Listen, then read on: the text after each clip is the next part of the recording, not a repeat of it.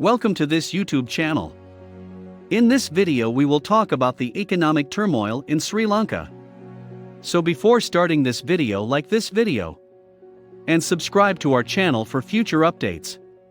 Tens of thousands of protesters clashed with police for several hours late on Thursday in response to President Gotabaya Rajapaksa's handling of the country's deepening economic crisis.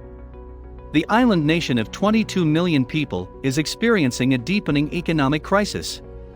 Click here to find out more. Because of a severe lack of foreign currency, Rajapaksa's government has been unable to pay for essential imports, such as fuel, resulting in debilitating power outages that can last up to 13 hours in duration. People on the street in Sri Lanka are also suffering from food shortages and rising inflation as a result of the country's sharp devaluation of its currency last month, ahead of negotiations with the International Monetary Fund, IMF, for a loan program. Critics argue that the origins of the crisis, which is the worst in several decades, lie in economic mismanagement on the part of successive governments, which created and maintained a twin deficit, a budget shortfall as well as a current account deficit for several years. Sri Lanka is a classic twin deficits economy, according to a working paper published by the Asian Development Bank in 2019. Twin deficits indicate that a country's national expenditure outpaces its national income, and that the country's production of tradable goods and services is insufficient. Deep tax cuts promised by Rajapaksa during a 2019 election campaign were implemented months before the COVID-19 pandemic, which wiped out large swaths of Sri Lanka's economy, thereby accelerating the current crisis.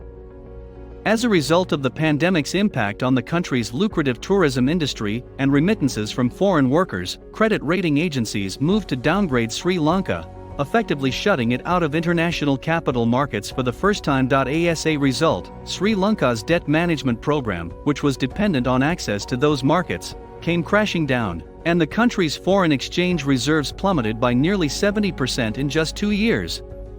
The Rajapaksa government's decision to ban all chemical fertilizers by 2021, a decision that was later reversed, had a negative impact on the country's farm sector and resulted in a decrease in the country's critically important rice crop production. As of February, the country had only $2.31 billion in foreign exchange reserves, but it faces debt repayments of approximately $4 billion in 2022, including a $1 billion international sovereign bond, ISB, that matures in July. With a $12.55 billion share of Sri Lanka's foreign debt, international financial institutions, ISBs, dominate the country's foreign debt, with the Asian Development Bank, Japan, and China among the other major lenders. The International Monetary Fund, IMF, stated in a report on the country's economy released last month that public debt had reached unsustainable levels, and that foreign exchange reserves were insufficient to cover short-term debt payments. Citi Research stated in a note published late last month that the IMF report's conclusion, as well as the government's recent measures, were insufficient to restore debt sustainability, indicating the urgent need for debt restructuring. Despite mounting pressure from experts and opposition leaders, Rajapaksa's administration and the Central Bank of Sri Lanka, CBSL, have steadfastly refused to seek IMF assistance despite mounting dangers.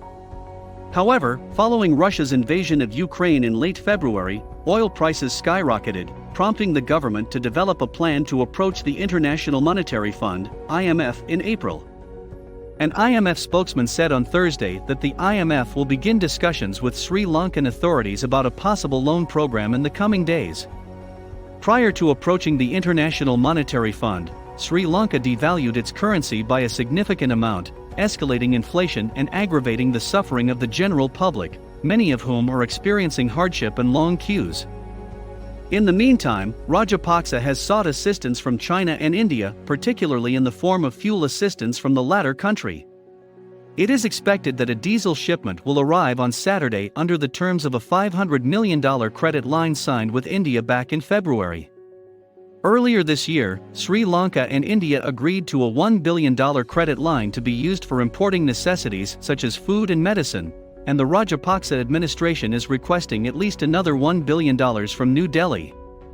Following the provision of a $1.5 billion swap to the CBSL, and a $1.3 billion syndicated loan to the government. China is considering providing the island nation with a $1.5 billion credit facility, as well as a separate loan of up to $1 billion.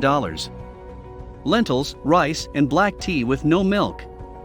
Sandamali Purnima, a Sri Lankan salon staffer, her taxi driver husband, and their 4 small children are struggling to eat. She cooks this simple meal outside over wood-fired flames, because cooking gas is scarce, and the electricity is off. Their suburban home has a stairway leading to an unfinished second story, with concrete prices too costly to proceed. It's difficult to build a house, Ms. Purnima added. It's difficult to build a house.